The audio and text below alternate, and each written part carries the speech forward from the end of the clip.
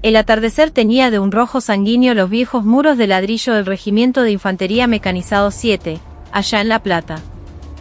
Sobre la llanura pampeana, el sol moribundo parecía una herida abierta. Dentro del predio militar, en el pasillo del pabellón de la Compañía de Mujeres, flotaba un silencio antinatural, denso y pesado. Ni siquiera la brisa fresca que se colaba desde el campo de instrucción lograba perturbar esa quietud opresiva. En ese instante, la única figura que avanzaba por el corredor, arrastrando el sonido seco de sus borceguíes, era el teniente coronel Javier Montenegro, jefe de la policía militar de la guarnición. Su uniforme de combate parecía aún cargado con la estática del viaje, como si hubiera girado en el estacionamiento del comando de brigada y venido directamente hasta allí. La decisión de una inspección sorpresa había sido fulminante, tomada en el mismo instante en que terminó de leer el informe sobre el alarmante incremento en los pedidos de baja del personal femenino. Al abrir la puerta de la cuadra, un olor extraño le asaltó las fosas nasales. Era una mezcla de jabón de lavar la ropa y un aroma antiséptico viejo, casi rancio. Un grupo de cabos, sobresaltadas, intentaron adoptar la posición de firmes, ocultando con torpeza la zozobra en sus miradas. Montenegro, con una sola ojeada, fue capaz de sembrar un miedo más espeso que las gotas de sudor que perlaba sus frentes.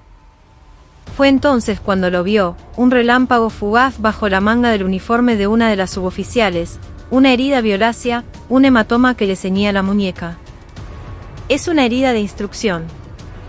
Su pregunta, disfrazada de calma, fue tan cortante como el frío de una bayoneta. No hubo respuesta. La cabo giró la cabeza, y un temblor incontrolable sacudió todo su cuerpo. La luz amarillenta del tubo fluorescente del pasillo proyectó la sombra temblorosa de sus dedos sobre la pared. La respiración de todas las presentes se volvió pesada, tangible, como una confesión de culpa colectiva. Al fondo del pasillo gris, la puerta de un pequeño armario de primeros auxilios estaba entreabierta. En el reflejo del espejo interior, Montenegro alcanzó a ver el cuello de otra cabo, una marca moratada, como la huella de unos dedos, se difuminaba sobre su piel. Sin mediar palabra, se acercó a una de las ventanas de la cuadra y la abrió de par en par. El aire fresco de la tarde entró con fuerza, levantando el polvo acumulado en los rincones, como si intentara liberar de golpe todos los secretos sellados en esa habitación. Las partículas de polvo danzaron en el haz de luz del atardecer, pareciendo moretones suspendidos en el aire. Voy a preguntar una vez más. ¿De quién es esa mano? El silencio se quebró, mutando primero en un gemido ahogado y finalmente en un llanto abierto y desgarrador. Las otras cabos, que hasta ese momento habían permanecido rígidas como estatuas, sintieron como algo se resquebrajaba en sus miradas. Esas fisuras se convirtieron en grietas, y por ellas comenzó a filtrarse la verdad que tanto tiempo habían ocultado. Las lágrimas que caían sobre el piso de baldosas gastadas brillaban como fragmentos de un espejo roto. Montenegro se dirigió a un pequeño depósito al fondo de la cuadra, una puerta sin siquiera cerradura. La abrió. Adentro, el olor a desinfectante era abrumador. Estaba abarrotado de rollos de vendas, rodilleras y cajas de analgésicos aún sin abrir. Eran los vestigios de una violencia sistemática, empaquetada bajo la excusa de una disciplina inexistente. En cada caja de pastillas, en cada rollo de gasa, estaba sellada la desesperación de unas pibas que habían decidido pedir la baja para poder escapar de ese infierno. Esto no es una orden. Es una elección que deben hacer por ustedes mismas. Cuando sus palabras se extinguieron, los labios que habían estado sellados por el miedo comenzaron a abrirse lentamente. Una tras otra, las confesiones brotaron en una reacción en cadena, cada una más brutal que la anterior. La marca de una cachetada que cruzaba una mejilla, el bautismo, con un balde de agua helada en la madrugada, la humillación de tener que arrastrarse de rodillas por el pasillo de la oficina administrativa. Y el hecho más atroz, que cada uno de esos actos había sido justificado en nombre del fortalecimiento del carácter y la disciplina. Montenegro, en silencio, tomó su radio. La orden fue concisa: convocar de inmediato a la teniente primero Isabel Solarí, la oficial a cargo de la Compañía de Mujeres. hasta que la respuesta llegó por el éter. El aire en la cuadra se mantuvo en una calma asfixiante, la que precede a la tormenta. Miró hacia afuera. Bajo el cielo encendido, la bandera argentina, al final del mástil, ondeaba en la penumbra creciente. Sobre esa tela celeste y blanca, se superpuso el recuerdo helado de un incidente de años atrás, cuando la violencia de un superior fue tapada por el silencio corporativo. Un silencio que le había jurado no volver a permitir. Hoy, el silencio se termina, el murmullo de Montenegro fue casi inaudible, pero resonó como una advertencia para quien quisiera oírla.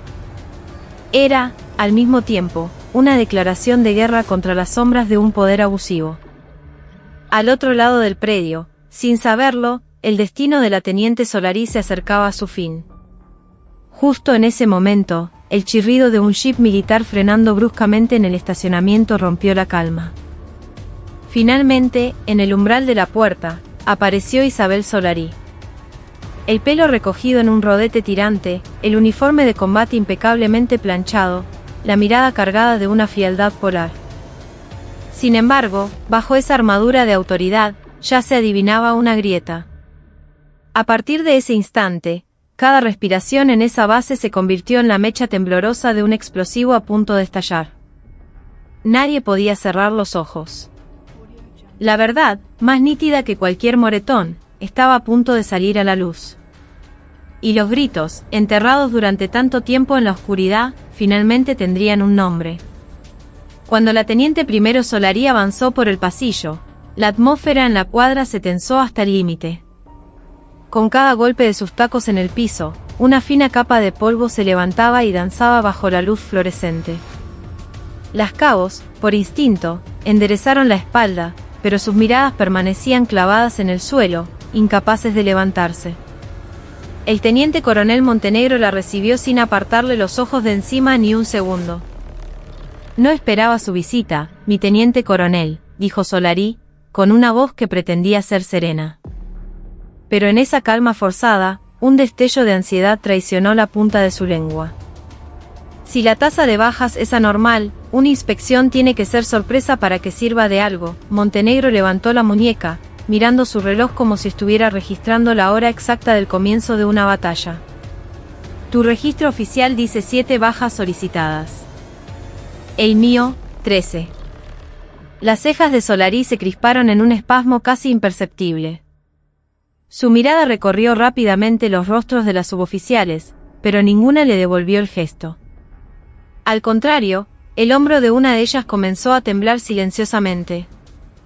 Ese temblor fue contagioso, rompiendo la contención de otra cabo, y pronto un sollozo reprimido se extendió por la habitación. Montenegro se acercó a la ventana y descorrió la cortina por completo. La última luz del crepúsculo inundó el pasillo de un tono rojizo, haciendo que los hematomas en la piel de las chicas se vieran aún más oscuros y definidos. El rostro de Solari se endureció visiblemente. Teniente, dígame cuántas suboficiales bajo su mando han solicitado la baja hasta el día de hoy. El recuento oficial es de 7, mi teniente coronel. El personal que solo ha solicitado entrevistas de asesoramiento está pendiente de verificación. Ya lo verifiqué yo. Son 13. Montenegro caminó hasta un ropero metálico junto a una de las cuchetas y lo abrió. En el fondo, detrás de una pila de ropa, encontró un viejo casco de combate. Dentro, escondido, había un paquete de agujas de vía intravenosa y un fajo de algodones. La punta de una de las agujas tenía una mancha oscura, un rastro de sangre seca. ¿Cuál es la razón para esconder esto en un casco de instrucción?, preguntó en voz baja, colocando la aguja en una bolsa de plástico para evidencia. Solari apretó los labios. Debido a la falta de personal en la enfermería de la compañía, son artículos que el personal trae por su cuenta, para uso personal. Si fueran artículos personales, estarían guardados junto a sus efectos, ¿no cree? ¿Por qué esconderlos? Para evitar malentendidos innecesarios, señor. En ese preciso instante, desde el extremo de la habitación, se escapó un pequeño gemido. La cabo Rojas, que llevaba apenas 2 meses transferida a esa unidad, se apretó la muñeca vendada, intentando sofocar el dolor.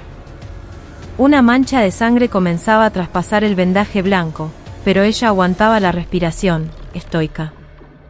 La mirada de Montenegro se detuvo en ella. ¿Por qué no fue a la enfermería? La cabo Rojas cerró los ojos con fuerza y, con una voz temblorosa, respondió, porque se informaba en la enfermería. Me iban a castigar peor. Los ojos de Solari se encendieron como un relámpago. Estaba a punto de hablar, pero Montenegro la silenció con un gesto. Cabo Rojas, ¿cuándo se lastimó? Hace 2 días, a la noche, durante la limpieza de la cuadra. ¿Quién la lastimó? Rojas negó con la cabeza, pero a sus espaldas, la cabo Valentina Costa no pudo más y rompió en un llanto incontenible. Fue la teniente. Fueron solo 3 palabras, pero resonaron con una agudeza que pareció atravesar los muros y expandirse por toda la base. Solari apretó la mandíbula y desvió la mirada. Las venas de su mano se marcaron bajo la piel, pero intentando mantener una compostura que ya no tenía, dio un paso atrás. En respuesta a ese movimiento, Montenegro bajó la voz, pero cada sílaba era un martillazo. A partir de este momento, la teniente primera Isabel Solari queda sujeta a investigación en estado de libertad. Se le prohíbe el ingreso a esta compañía y deberá permanecer en la oficina de investigación de la Policía Militar. ¿Alguna objeción? Solari intentó articular una defensa, pero el llanto de sus suboficiales y las pruebas acumuladas le habían quitado todas las palabras. Entendido, mi teniente coronel, logró decir finalmente, con una voz grave y rota. Hizo el saludo militar, pero la punta de sus dedos temblaba, perdiendo el ángulo correcto. Montenegro se volvió hacia las cabos. Desde hoy, ninguna de ustedes volverá a llorar sola. Una orden injusta no es una orden. Yo me hago responsable. En lugar de respuestas, de todas partes surgieron profundos suspiros de alivio. La tensión rota fue reemplazada por el zumbido del tubo fluorescente del pasillo. En esa vibración mínima, la verdad, tanto tiempo oprimida, comenzaba a levantar la cabeza. Y en el pasillo que Isabel Solari dejó vacío a su paso, en lugar de una desesperación fracturada, comenzó a brillar una esperanza silenciosa. Todavía era débil, pero era una luz innegable. Inmediatamente después de que la teniente Solari fuera escoltada a la oficina de investigación, el teniente coronel Montenegro ordenó el traslado de todas las cabos afectadas a la enfermería de la brigada. Allí las esperaba una oficial médica y una enfermera, mientras 2 investigadores de la Policía Militar documentaban fotográficamente cada lesión y aseguraban las copias de los diagnósticos. Al quitar los vendajes, las heridas ocultas aparecieron, nítidas como manchas de tinta sobre papel. Moretones en los antebrazos y hombros, la marca de la suela de un borceguí en un muslo, contusiones cerca de las costillas. Cuando la oficial médica dejó escapar un suspiro de indignación contenida, las suboficiales finalmente se permitieron llorar. No eran lágrimas que pedían castigo, sino la expresión de un alivio inmenso al saber que ya no estaban solas.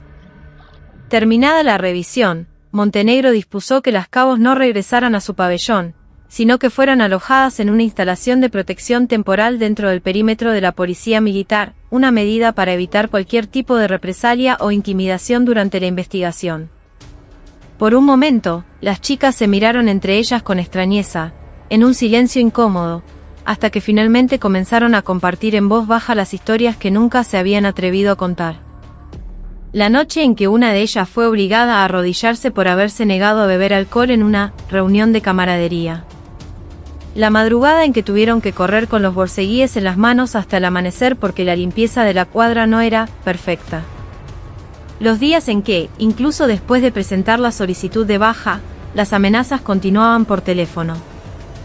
A medida que las palabras fluían, el miedo se transformaba en rabia, y la rabia se solidificaba en una decisión: nunca más volverían a guardar silencio. Mientras tanto, en la sala de interrogatorios, Isabel Solari, tras entregar su pistola reglamentaria, su teléfono celular y sus efectos personales, se sentaba frente a los investigadores. Negaba todas las acusaciones, repitiendo una y otra vez que sus acciones eran métodos de instrucción para fortalecer la disciplina. Sin embargo, su rostro palideció cuando un investigador le mostró el registro de llamadas y los mensajes de texto de su celular. Mensajes intimidatorios a las cabos, amenazas explícitas como, si abrís la boca, tu carrera se termina, e incluso conversaciones en grupos privados donde justificaba los castigos físicos. Solari se hundió en el respaldo de la fría silla metálica, sus palabras se desvanecían, pero la grabadora seguía registrando cada silencio.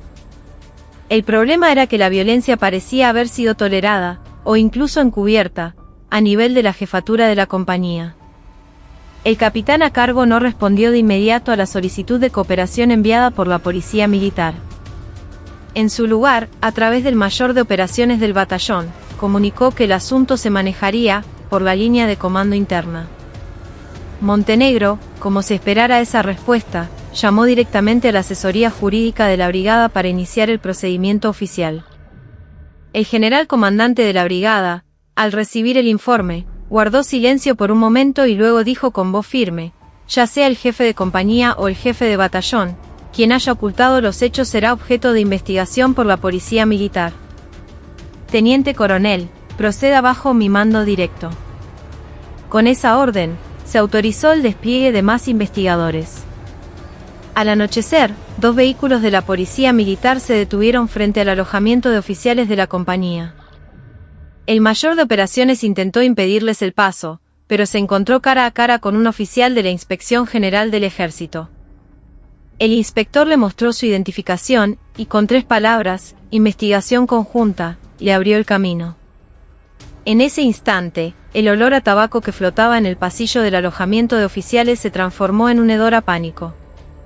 Yo no tengo nada que ver con esto, murmuró el mayor, una frase que no era una negación, sino una súplica desesperada por salvarse a sí mismo. A medida que avanzaba la noche, las pruebas se acumulaban.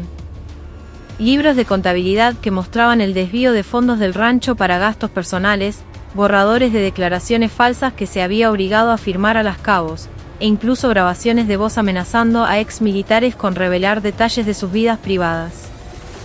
Los investigadores presentaron las computadoras de los oficiales y confiscaron todas las unidades de almacenamiento externo.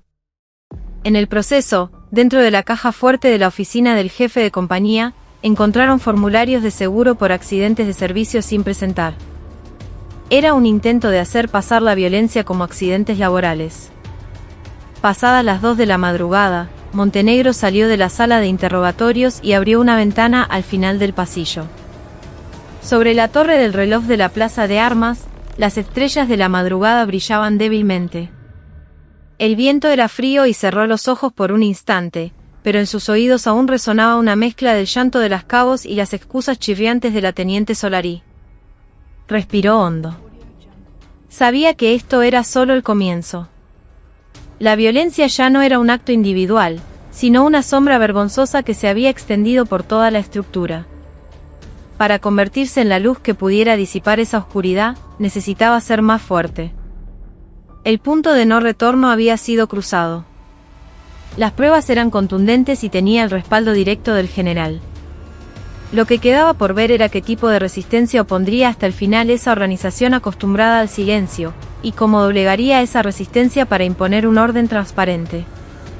Montenegro metió las manos en los bolsillos y comenzó a caminar. Al igual que las incontables estrellas que aún giraban en sus órbitas, confiaba en que la verdad, esperando el amanecer, inevitablemente saldría a la luz. Y hasta que el alba despuntara, no pensaba apagar esa llama ni por un segundo. Al amanecer, una extraña caravana de vehículos sin insignias se alineó silenciosamente frente a la entrada principal de la base. Investigadores de la asesoría jurídica de la brigada, inspectores del Ministerio de Defensa y personal de la Fiscalía Militar se congregaron, cada uno en un auto con patente distinta. Solo el susurro de las hojas secas arrastradas por el viento de la madrugada rompía la tensión. Era el momento en que se declaraba oficialmente el inicio de una investigación conjunta que dejaba completamente al margen la cadena de mando de la compañía y el batallón. Javier Montenegro había pasado la noche en vela en una sala de situación improvisada junto al pabellón. Con cada vuelta del segundero del reloj de pared, las grabaciones de las declaraciones de las cabos se convertían en transcripciones que la impresora escupía sin cesar. El papel blanco estaba cubierto de letras densas y desiguales, como el eco de sus voces temblorosas. En cada testimonio, una frase se repetía como un mantra: si la teniente lo ordenaba, no podíamos negarnos. Esa frase se convirtió en el símbolo de cómo la lógica militar de orden y obediencia se había pervertido hasta convertirse en violencia. Justo antes del toque de Diana, un fiscal militar notificó formalmente a Isabel Solari de los cargos en su contra: lesiones graves, abuso de autoridad, coacción, hostigamiento y malversación de fondos. Solari intentó mantener la compostura, pero las puntas de sus dedos retorcían inconscientemente el borde de su chaqueta de combate. Una sola línea en la orden de detención le arrebató el último rastro de color de los labios. La imputada dirigió actos de violencia sistemática y habitual, existiendo un alto riesgo de destrucción de pruebas y represalias. Desde el balcón del alojamiento temporal, las 5 cabos más afectadas vieron cómo el cielo comenzaba a clarear. La cabo Acosta juntó su brazo con el de otra compañera, mostrando los moretones que se superponían. La cabo Rojas, sentada, soportaba el dolor de cabeza que la oprimía como un casco demasiado apretado. Mientras observaban el amanecer en silencio, sintieron por primera vez que escapaban del terror que las había acosado día y noche. Antes de que las marcas de las lágrimas se secaran en sus mejillas, el sonido lejano de una sirena de ambulancia se escuchó desde el exterior. Era una llamada informando que 2 excabos, dadas de baja meses atrás, habían sido internadas en el hospital militar por estrés postraumático severo. El equipo de investigación conjunta las citó inmediatamente como testigos protegidos. La sombra de la violencia se extendía mucho más allá de los límites de la base. A las 10 de la mañana, en la sala de conferencias del comando de brigada, se reunieron el general, su estado mayor, el asesor jurídico y representantes de las suboficiales femeninas de carrera. Montenegro, a cargo de la presentación, proyectó en una pantalla gigante un vídeo grabado con un celular en un ángulo muerto de las cámaras de seguridad. En él se veía a Solari, después del horario de servicio, recorriendo las cuchetas y golpeando el dorso de las manos de las cabos con una tobillera de combate. Los rostros en el vídeo estaban borrosos, pero la rigidez en los cuerpos y las miradas de pánico de las demás lo decían todo. El jefe de batallón se cubrió la cara con las manos y tembló durante toda la proyección, mientras que el mayor de operaciones se aferraba a una carpeta con los nudillos blancos. Cuando el vídeo terminó, el general rompió el silencio con una orden. Todos los responsables en la cadena de mando, relevados de sus funciones. No voy a preguntar qué es más importante, si la estructura o las personas. La respuesta ya está en ese vídeo. Al mismo tiempo, en la sala de interrogatorios, el fiscal presentó los resultados del análisis forense del celular de Solari. Archivos con los nombres de las cabos, una lista de apodos despectivos, un sistema de puntos de castigo, anotado detrás de un horario de servicio, con anotaciones como 100 flexiones o sentadillas de rodillas. Solari insistió en que eran registros de formación, pero el fiscal la ignoró. La siguiente prueba fue una copia del libro de contabilidad del rancho. En el margen inferior de una página, junto a las iniciales de Solari dibujadas discretamente, había un rastro de una transferencia automática a la cuenta de un supermercado. Era la prueba de que parte del dinero destinado a la comida de las suboficiales había sido desviado para su uso personal. Por la tarde, se llevó a cabo el procedimiento de careo. En el centro de la sala, con una mampara de acrílico transparente de por medio, las cabos se alinearon frente a Solari. Por primera vez, el rostro de la teniente se sonrojó. Una de las suboficiales, tras una tos seca, comenzó a hablar. Usted nos amenazaba con llamar a nuestras familias si desobedecíamos una orden. Nos decía que a pibas como nosotras nadie nos iba a dar bola afuera, que no serviríamos para nada. Su voz hizo vibrar la mampara. La cabo Rojas continuó: mi teniente, yo no recibí una reprimenda. Usted me golpeó hasta que me desmayé. Una tras otra, las denuncias se sucedieron, y Solari no pudo sostener la mirada de ninguna. Su cuerpo, antes erguido, se fue encorvando hasta apoyarse en la pared.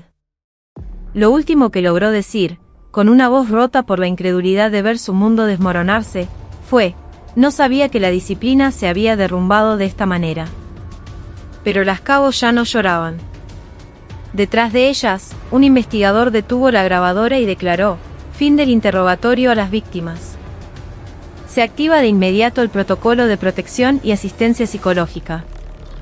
Al atardecer, una lluvia que se había interrumpido volvió a golpear el techo de chapa de la base. El equipo de investigación procedió al último paso: abrir la caja fuerte de la oficina del jefe de compañía. Dentro, encontraron una carpeta con información privada de 5 excabos, sus perfiles de redes sociales, direcciones, teléfonos de familiares. Al final de la carpeta, adjunta con un clip, había una impresión de una conversación de mensajería entre Solari y el capitán. El mensaje del capitán era inequívoco: para taparles la boca, no hay nada más efectivo que esto. El crimen más grande, más allá del desvío de fondos, quedaba al descubierto: la coacción organizada. Montenegro llevó esos documentos personalmente al despacho del general. Al depositarlos sobre el escritorio, el general se levantó lentamente de su silla, hizo el saludo militar y dijo con calma: el uniforme pesa. Pero no nos lo dieron para ponernos por encima de la gente. Con esa frase, el caso se convirtió en una investigación pública supervisada directamente por el comandante. Ya no era un asunto que pudiera manejarse dentro de los muros del cuartel. A las 10 de la noche, Isabel Solari, esposada, caminaba por el pasillo de la unidad de detención militar. Bajo la luz parpadeante de los fluorescentes, su sombra se alargaba y se acortaba. A la par, la autoridad que había construido sobre la violencia se desmoronaba a cada paso. Al entrar en la celda, no miró hacia atrás. Nadie la despidió, y nadie desvió la mirada. En lugar de silencio, entre las respiraciones contenidas de las cabos que observaban desde lejos, se extendió una voluntad clara y nítida: vamos a testificar hasta el final. Cuando la puerta de barrotes se cerró y el candado sonó, la luz de un semáforo lejano se filtró por la ventana, brillando como una pequeña estrella. Parecía una señal de que, después del sufrimiento, inevitablemente llega el amanecer.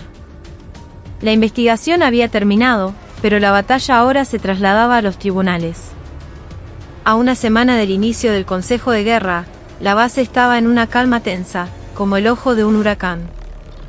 Por orden del comando, todo el personal de la compañía de mujeres fue reasignado a otras unidades, y en los pasillos de los alojamientos temporales se colgaron carteles de la Defensoría de los Derechos del Personal Militar.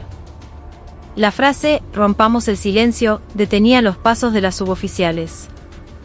Durante el día, se impartían cursos de prevención basados en el informe de la investigación, y por la noche, las víctimas recibían tratamiento para el trauma en el hospital militar.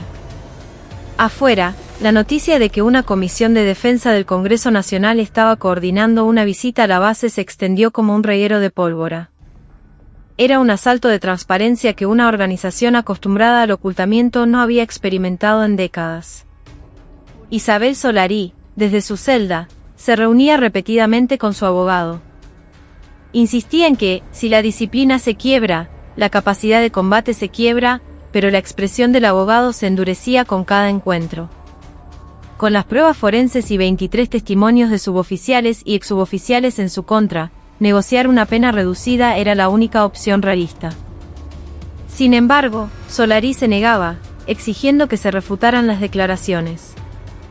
Su obstinación era la última cáscara de la autoridad parasitaria en la que había vivido.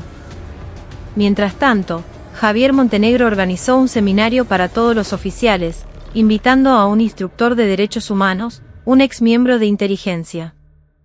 En la pantalla del proyector, el título era una pregunta directa: «Obediencia y derechos humanos, ¿dónde termina la orden?». A medida que pasaban las diapositivas, las miradas de los jefes de compañía y batallón se hundían hacia el suelo. El capitán, cuya caja fuerte contenía los archivos comprometedores, se levantó antes de que terminara la charla y se presentó voluntariamente en la policía militar. Era la prueba de que, cuando la organización deja de ser un escudo, lo primero que se derrumba es el peso de la propia culpa. En la pequeña capilla detrás del pabellón, se celebró una misa con velas, organizada espontáneamente. Las 5 cabos más afectadas, junto con personal de cocina y enfermería, encendieron una vela cada una. «Para que nos cuidemos entre nosotras», Fue la breve oración. Las llamas temblaron al unísono. El gesto de cubrir la llama con la mano para que el viento no la apagara parecía el mismo gesto de proteger las heridas de los demás. Esa luz se filtró por las ventanas del pabellón y flotó en el cielo nocturno como una constelación nueva. A esa misma hora, en el archivo del subsuelo de la asesoría jurídica, Montenegro sacaba el vendaje de la muñeca de la Cabo Rojas de su bolsa de evidencia y le colocaba la etiqueta oficial. Unos pasos silenciosos se acercaron por detrás. Era el ayudante del general. Después de un informe de trámite, preguntó con cautela: «Mi teniente coronel, ¿cree que este caso sentará un precedente?». Montenegro guardó el archivo sellado y respondió: «Alguien tiene que abrir la primera puerta para que haya un precedente. Y los precedentes acumulados crean las normas. Si hoy es ese comienzo, vale la pena el esfuerzo». El ayudante, en silencio, le hizo el saludo militar. Fue un gesto pequeño, pero fue la primera señal de que la cultura de la base estaba cambiando. A las 11 de la noche, el soldado de guardia en la unidad de detención miró por la ventana. A lo lejos, las luces de las velas que venían del pabellón de mujeres temblaban como un oleaje suave. El soldado sintió que no eran simples luces, sino una señal, una creada por la suma de incontables sufrimientos y valentías ocultas bajo los uniformes. Y sin darse cuenta, él también se estaba despojando del pesado silencio que llevaba a sus espaldas. La madrugada se acercaba, y la base estaba más silenciosa que nunca. Pero no era la quietud opresiva que encubría la violencia, sino la calma que llega después de enfrentar las propias heridas. Lenta pero inexorablemente, un viejo portón de hierro comenzaba a oxidarse desde adentro. El día que se abriera por completo, ya no habría soldados sirviendo bajo la etiqueta del miedo. El día del Consejo de Guerra, una llovizna torrencial caía sobre la lona de la carpa gigante instalada en un rincón del campo de instrucción. Dentro, el aire era denso y caliente. En el banquillo de los acusados estaba la teniente primero Solari. Frente al tribunal, 16 de las víctimas estaban sentadas en una fila. La sección de observadores estaba ocupada por abogados de organizaciones de derechos humanos, asesores del Congreso y un grupo de periodistas acreditados. La lectura de los cargos terminó y la fiscalía llamó a su primer testigo, la Cabo Rojas. Se ajustó el cuello ortopédico que llevaba y se puso de pie. Su voz era baja pero firme.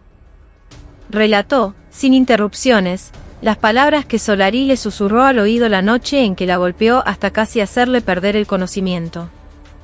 Cuando la fiscalía reprodujo el archivo de audio de esa noche, los gritos ahogados y los gemidos se expandieron por la carpa. El abogado defensor argumentó que se trataba de entrenamiento de alta intensidad para situaciones de combate. La fiscalía respondió presentando simultáneamente los resultados forenses, las pruebas de vídeo y los informes médicos.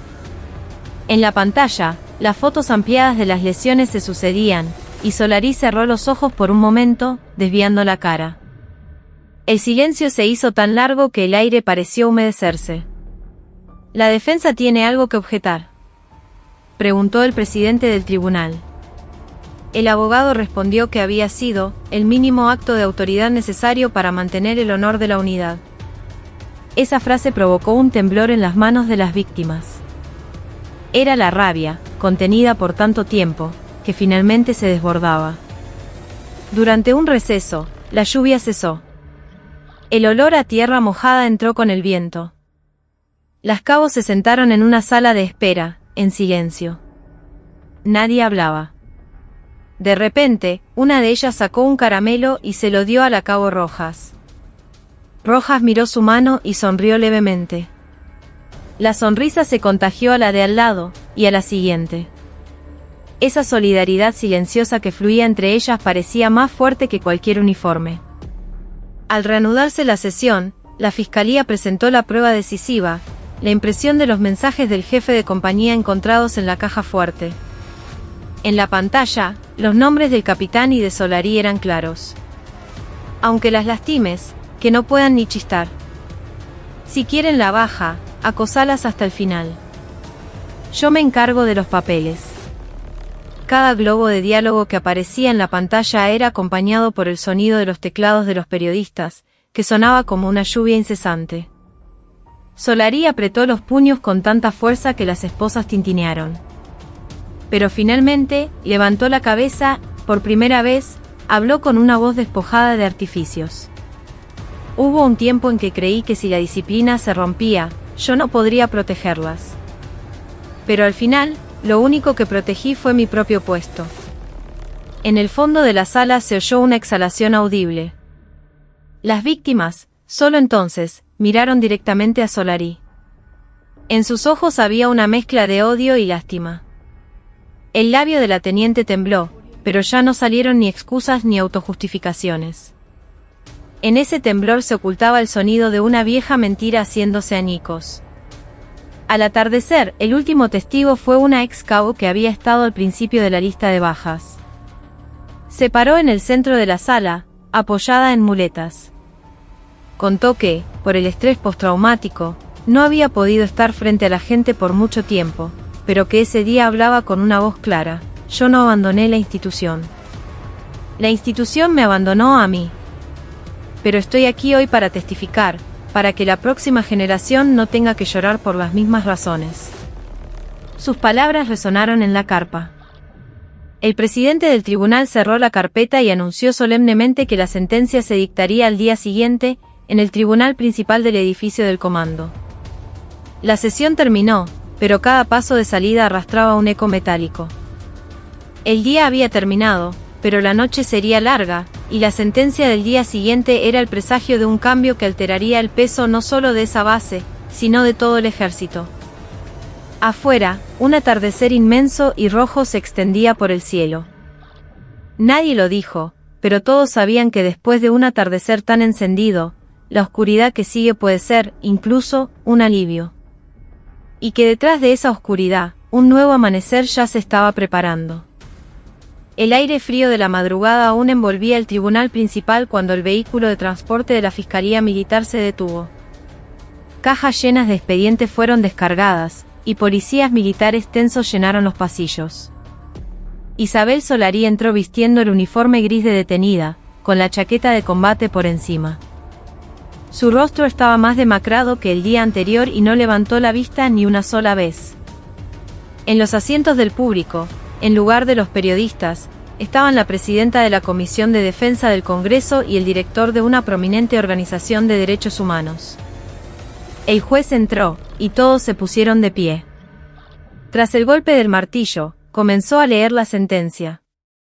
Isabel Solari fue condenada a 2 años y 6 meses de prisión, una multa adicional por abuso de autoridad y la baja inmediata del servicio activo. El capitán que encubrió los hechos recibió una condena de 1 año y 2 meses en suspenso y fue relevado de su mando.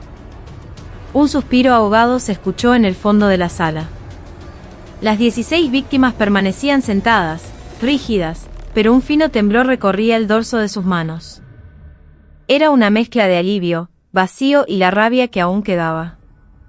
Javier Montenegro recibió una copia de la sentencia y apretó el papel con fuerza. Afuera, en el pasillo, los periodistas lo acribillaron a preguntas, pero él solo dijo una frase: el fallo de hoy es un comienzo. El ejército tiene que volver a aprender. Los flashes lo cegaron mientras se dirigía a la sala de protección de víctimas. Allí, la cabo Rojas, la cabo Acosta y las demás se tomaban de las manos en silencio. Rojas, acariciando su muñeca ya sin vendaje, inclinó la cabeza hacia Montenegro. Recién hoy sentimos que haber aguantado sirvió de algo. Montenegro negó con la cabeza. No aguantaron. Cambiaron las cosas. Y hay que seguir cambiándolas. A la misma hora, en el despacho del general, se anunciaban medidas drásticas: la creación de un puesto de inspectoría de género, la mejora de los sistemas de cámaras de seguridad en los pabellones, la implementación de una aplicación de denuncias anónimas y la inclusión de un módulo de derechos humanos en la evaluación de liderazgo de los oficiales jóvenes. Por la tarde, la cabo Acosta, en nombre de sus compañeras, dio una conferencia de prensa. Bajo las luces brillantes, su voz fue clara: no tenemos intención de sacarnos el uniforme. pero sí vamos a luchar contra la violencia que se esconde detrás de él. Y hoy, dimos el primer paso. Cuando las preguntas terminaron, sonrió. Era la sonrisa que anunciaba el comienzo de una nueva vida militar, una llena de convicción en lugar de miedo. Al anochecer, las velas volvieron a encenderse en la capilla. Esta vez, el doble de soldados se unió, incluyendo oficiales de carrera. Alguien dirigió una oración: lo que ganamos hoy no es un papel, es la promesa de cuidarnos mutuamente. Esa noche, Montenegro subió a la azotea del edificio de la policía militar. El viento fresco le secó el sudor de la frente. A lo lejos, las velas en las ventanas del pabellón brillaban junto a las estrellas. Sacó una pequeña libreta. En la primera página, había una frase que había escrito años atrás, durante otro caso de abuso: no retroceder ni un solo paso hasta que la verdad salga a la luz. La cerró, murmurando para sí mismo: la próxima vez, hay que detenerlo antes. Más a fondo. Las velas se fueron apagando. La cuadra quedó en silencio. Pero ya no era la sombra del miedo. Era la oscuridad clara que llega después de romper unas viejas cadenas. A lo lejos, el cielo del este comenzaba a teñirse de un azul pálido. Pronto, el primer rayo de sol tocaría los techos de los cuarteles. Y cuando la luz se extendiera por completo, un nuevo toque de Diana resonaría. Sería la voz de una nueva disciplina, una que había aprendido que se puede respetar al otro sin necesidad de arrodillarlo. Cuando los primeros vientos de otoño llegaron a la pampa, frente al pabellón de mujeres se inauguró una pequeña placa: Centro de Capacitación en Liderazgo y Derechos Humanos. Debajo, una frase elegida por las 16 víctimas: nosotras nos cuidamos. La Cabo Acosta ahora dirigía talleres para los nuevos oficiales. Liderazgo desde la perspectiva de la víctima, se llamaba el curso.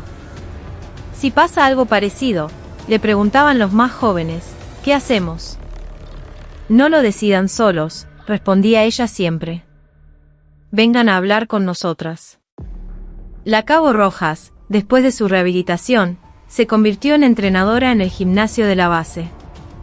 El pasillo donde antes reinaba el dolor ahora era un lugar donde los compañeros se daban palmadas en la espalda. La aplicación de denuncias anónimas demostró ser un éxito. Pequeños abusos de poder, antes normalizados, ahora se corregían al instante. El general comenzaba cada lunes con un informe sobre derechos humanos. La disciplina es un cerco para proteger a la gente, no un muro para aplastarla, repetía. Isabel Solarí, desde la prisión militar, participaba en un programa de reeducación. Sus escritos, reflexiones sobre el poder y el abuso, se archivaban en la biblioteca de la base bajo una etiqueta: punto de partida del cambio. Una tarde de otoño, en la capilla, las velas se encendieron de nuevo. Hombres y mujeres, oficiales y suboficiales, compartían el espacio. Grados diferentes brillaban bajo la misma luz. La Cabo Rojas se puso de pie y dijo: lo que vivimos no se puede olvidar. Pero si un recuerdo imborrable se convierte en el escudo de otra persona, el significado de ese recuerdo cambia. Las llamas temblaron, ya no como un velo para ocultar el miedo, sino como faros para iluminarse mutuamente. Javier Montenegro, a punto de ascender, revisaba el borrador de un informe: Libro Blanco sobre la prevención del abuso de autoridad, un año de cambios. Su siguiente objetivo ya estaba anotado en su libreta: expandir el centro de liderazgo a nivel nacional. Afuera, el cielo nocturno estaba salpicado de estrellas. Las luces de las velas en las ventanas parecían haberse fundido con ellas. Ya no se distinguían. El tenue resplandor que emanaba de cada ventana se extendía por el aire frío, con una calidez insospechada. Montenegro se quitó la gorra y se la llevó al pecho. Miró al cielo y rindió un homenaje silencioso. A los que se fueron sin nombre. A los que aún no han regresado. Y a todos los compañeros que, hoy, aquí, permanecen para cuidarse unos a otros. El viento pasó rozando las llamas, pero ninguna se apagó. Un nuevo saludo se había extendido por la base, reemplazando las viejas consignas: nos cuidamos. Una promesa corta pero pesada, que se grababa en cada rincón. La promesa de un ejército donde nadie tuviera que arrodillarse. El sol comenzaba a despuntar por el este, y su luz entraba por las ventanas. Un nuevo día había comenzado. Y ese día, y todos los que seguirían, ya no se escribirían con la tinta